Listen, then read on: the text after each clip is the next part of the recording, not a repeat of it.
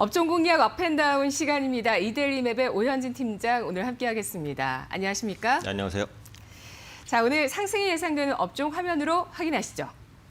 오늘장 상승 예상 업종 플렉서블 관련주 내년 대세는 접는 디스플레이라고 남겨주셨는데요. 어제 KH바텍 같은 종목도 장 후반에 또 매수세가 쏠렸습니다. 플렉서블 관련 주식, 스마트폰뿐만 아니라 전반적인 디스플레이 내년에 좀 바뀔까요? 내년에는 일단 이제 스마트폰을 중심으로 이제 폴더블이나 플렉시블을 많이 쓸 것으로 보이고요. 나중에는 뭐 태블릿이라든지 다른 IT 기기로 좀 발전할 것이다라고 보고 있습니다. 네, 플렉시블 디스플레이 시장 자체는 이제 매년 글로벌적으로 25%대 고성장을 이어갈 것으로 보여지고 있고요. 폴더블 스마트폰은 뭐 아시다시피 이미 상용화로 진입을 했고요. 또 OLED가 보급이 되면서 이제 고가의 이런 폴더블 스마트폰, 폴더블 디스플레이 시장이 열린다라고 보시면 되겠습니다. 사실 우리가 지금 생각하고 있는 플렉시블 디스플레이라고 한다면 이제 폴더블, 접는 방식만 생각하는데 이건 궁극적인 플렉시블 디스플레이는 아니에요. 그러니까 과도기적인 단계거든요. 그러니까 지금은 이제 접는 방식에 한정되지만 나중에는 이제 늘리거나 아니면 말 수 있는 방식까지 확대 적용될 것으로 보이고요. 그 이후에는 아무 제약 없이 구기거나 펼 수 있는 단계까지 발전할 것으로 보입니다. 물론 이런 시대가 엄청 멀었다 이렇게 생각이 되지만 5년 내로는 우리가 맞닥뜨릴 수 있는 시대다 이렇게 보는 거거든요. 그래서 표에 보시는 것처럼 플렉서블 발전 단계에 지금은 아직 초기이기 때문에 플렉서블 디스플레이 시장의 성장도 이제 시작됐다라고 보시는 게 맞을 것 같고요. LG 디스플레이가 롤러블 스마트폰 개발에 착수를 했습니다. 그러니까 최근에 LG전자가 이제 십자 형태로 돌리는 방식의 그 윙이라는 또 플렉서블을 또 선보이기도 했는데요. 향후에는 좌우로 잡아당기는 방식으로 늘리고 줄일 수 있는 스마트폰을 개발할 계획입니다. 지금 화면에 보시는 것이 이제 그 늘리고 줄일 수 있는 스마트폰의 렌더링 이미지고요. 이 기술은 이미 2019년 미국 특허청에 제출된 바 있습니다. 그래서 선제적으로 플렉서블 디스플레이 시장에 뛰어드는 LG전자의 모습이라고 볼 수 있고요. 또 2025년에 그 폴더블과 롤러블 스마트폰 판매량은 글로벌적으로 한 7,400만 대 정도에 달할 것으로 전망이 되고 있습니다. 현재 폴더블 스마트폰의 가장 큰 단점은 가격입니다. 높은 가격인데 기술 발전으로 인해서 하향 안정화될 것으로 보이죠. 그래서 일부 조사기관에 따르면 그 폴더블과 롤러블 스마트폰의 생산 단가가 매년 평균 6%씩 하락할 것이다라는 전망을 하고 있어요. 그래서 한 5년 정도가 지나면 지금 판매되는 그 프리미엄 스마트폰 가격과 아마 큰 차이가 없을 것이다. 이제 그 기점으로 해서 이제 폭발적으로 대중화가 이루어질 것이다. 이렇게 보고 있습니다. 전기차도 처음에 나올 때 엄청 비쌌거든요. 그러니까 최근에 배터리 가격이 매년 20%씩 하향 안정되면서 많이 싸진 거예요. 네. 폴더블과 롤러블 스마트폰도 마찬가지의 과정을 거칠 것이다라고 볼 수 있을 것 같아요. 그리고 앞서 말씀드린 대로 이제 플렉시블은 그 스마트폰에만 한정되는 건 아니고요. 그러니까 노트북 그리고 태블릿, 디스플레이가 쓰이는 모든 분야에 확대 적용된다는 게 중요합니다. 사실은 이제 스마트폰 디스플레이는 상대적으로 작기 때문에 그렇게까지 생산 단가, 마진 이런 부분이 많이 남지는 않아요. 그래서 태블릿이라든지 노트북까지 확대 적용됐을 때 이제 마진을 본격적으로 가져갈 수 있는 이런 구조가 만들어질 것이다라고 보고 있습니다. 또 가장 중요한 게 지금 IT 섹터 내에서 종목별로 순환한다. 거든요. 그래서 삼성전자, SK하이닉스가 지금 주가가 굉장히 좋잖아요. 그러면서 반도체 장비주들, 원익, IPS, 테스 이런 종목들도 같이 올라갔고 그런데 아직 많이 못 올라간 게 지금 말씀드린 이제 플렉서블 디스플레이 관련주, 그다음에 IT 부품주, 그러니까 IT 중소형주들이 아직 많이 못 올랐어요. 그러니까 트리클 다운, 이제 윗물이 내려서 아랫물을 적신다라는 의미처럼 결국은 이런 수급들이 IT 섹터 내에서 못 올린 종목군들로 몰릴 수 있습니다. 그래서 그 중에 하나가 지금 말씀드리는 플렉서블 디스플레이 관련주다라고 보고 있기 때문에 이 업종에 좀 관심을 가지시면 좋지 않을까 이렇게 판단됩니다. 네. 지금은 폴더블, 롤러블 시대네요. 우리나라 기업들이 이 혁신을 주도하고 있다는 점에서 또 우리 주식 내에서 메리트가 있는 트렌드가 아닐까 싶고요. 앞으로 폴더블 폰의 대중화의 가능성들 때문에 또 주목할 수 있는 그러한 업종으로, 특히 지금 볼 수 있는 업종으로 짚어주셨습니다. 자, 그렇다면 오늘장의 하락이 예상되는 업종 확인을 해보겠습니다. 화면 보시죠. 오늘장 하락이 예상되는 업종, 가상화폐 관련주입니다. 비트코인 가격 변동성 확대 예상해 주셨는데요. 최근에는 뭐 파죽지세고요. 그리고 주식시장에서 좀 깜짝 놀랐던 게 이제 ICO라고 합니다. 우리가 주식이 상장되면 IPO라고 하는데 코인이 상장되면 ICO더라고요. 인프라웨어라는 그 기업이 폴라라는 가상화폐를 빗썸에 상장시키면서 네네. 굉장히 120배가 났어요. 네네. 예.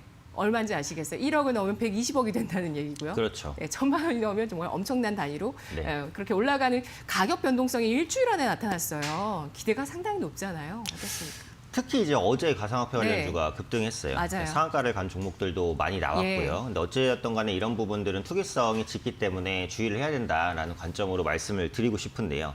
이 비트코인 가격이 10월 말부터 급등을 해서 2천만 원을 거의 3년 만에 다시 한번 돌파를 했습니다. 그러면서 비트코인을 비롯한 가상화폐에 대한 관심이 커졌고 가상화폐 관련주도 같이 급등했다. 이렇게 보시면 되겠는데 가상화폐가 강세를 보인 배경은 정말 여러 가지가 있어요. 그러니까 우선 대표적으로 뽑을 수 있는 게 세계 최대 결제 사이트죠. 페이팔이 네. 암호화폐 사업에 본격적으로 뛰어들면서 이제 가상화폐에 대한 그런 시장 분위기가 좀 많이 바뀌었다. 이 부분이 첫 번째고. 의외의 소식이었어요. 그렇죠. 네. 상당히 이제 의외 소식이었고 가상화폐 관련주들이 그때 또 급등을 보여주기도 했고요. 두 번째로는 가상화폐도 결국은 화폐 돈입니다. 글로벌 국가에서 인정을 받아야 되는 거잖아요. 미국이라든지 유럽에서는 원래 이런 가상화폐를 인정을 처음에 안 했어요. 최근 들어서는 바뀌고 있죠. 제도라든지 법도 개선하고 화폐로 인정하는 추세입니다. 그러다 보니까 이 가상화폐, 암호화폐가 다시 한번 주목받고 있다라고 볼 수 있을 것 같고 또 더 중요한 것은 유동성이죠. 그래서 글로벌적으로 유동성이 워낙에 풍부하기 때문에 돈이 갈 곳이 없다라는 겁니다. 그래서 부동산, 주식, 그다음에 뭐 가상화폐 이런 쪽으로 몰리다 보니까 최근에 비트코인 가격이 폭등한 것도 이 부분의 연장선에서 생각하시면 되겠고 지금 투자자 예탁금도 60조 원을 다시 돌파했어요. 그래서 이런 부분들이 시중의 풍부한 유동성을 확인시켜줬다라고 보시면 되겠죠.